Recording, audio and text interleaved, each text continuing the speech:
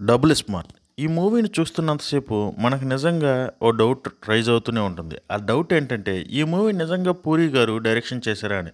విషయం ఏంటంటే, మిస్టర్ బచావ్‌తో శిష్యుడు ఒక గుణపాన్ని దించితే, గురువుని నేనేం తక్కువ అని చెప్పి డబుల్ స్మార్ట్‌తో గురువుగారు 2 గుణపాలు దించిపన్నొక్కడనే చెప్పాలి.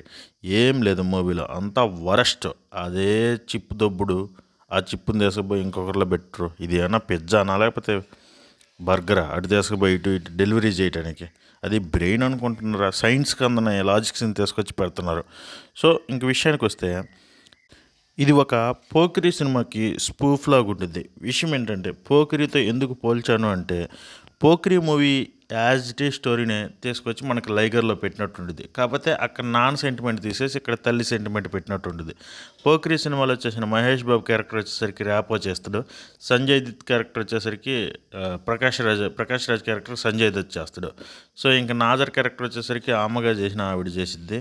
మన సాఫ్ట్వేర్ బ్రహ్మానందంకి వచ్చేసరికి ఆలీ గారు కామెడీ గురించి చెప్పుకోవాలి భయో. ఈ మూవీలో ఎంత వరస్ట్గా ఉందంటే అంత వరస్ట్. అసలే మూవీ తలనొప్పిరా భగవంతుడా అని అనుకుంటుంటే, ఆలీ గారు వచ్చిన ప్రతిసారి స్క్రీన్ని చింపేసి ఎటైనా పారిపోవాలి నా 2 జేబుల్లో చేతులు పెట్టుకొని అనిపించే అంత వరస్ట్గా ఉంది ఆయన కామెడీ.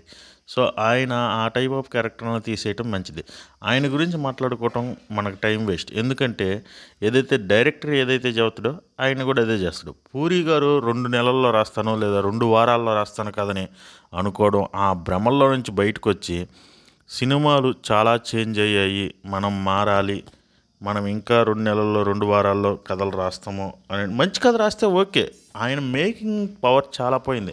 ఎందుకంటే పూరి జగన్నాథ్ గారి గొప్ప డైరెక్టరు కంబ్యాక్ ఇవ్వాలని చెప్పి మనం అనుకుంటున్నాం. బట్ వాళ్ళు మాత్రం మన ఆశలను ఎప్పుడు హరిహాసులు చేస్తూనే ఉన్నారు. సో ఈ మూవీకి మ్యూజిక్ ఇచ్చిన మణిశర్మ గారి గురించి మాట్లాడుకుంటే ఆయన బాధ వర్ణనాతీతం అనిపించింది సినిమా చూసిన తర్వాత. బట్ ఓకేగా అనిపించింది. పర్ఫార్మెన్స్ ప్రకారం సూపర్ అనిపించారు. వీళ్ళు మెయిన్ క్లోజప్ షాట్ల మీద నుంచి పక్కకి తీసేసి కథ మీదకి తీసుకొస్తే, కథ స్క్రీన్ ప్లేని వర్కౌట్ అయ్యేలా చూసుకుంటే చాలా బాగుంటుంది. వీళ్ళు ఏంటంటే హీరోయిన్ అమ్మట పడటం ఇవన్నీ పాత రోజులు. ఇవి ఎవరు చూడట్లేదు ఇప్పుడు అసలు. సో ఓ మంచి సినిమా తీయాలంటే ఓ మంచి కథ అవసరం.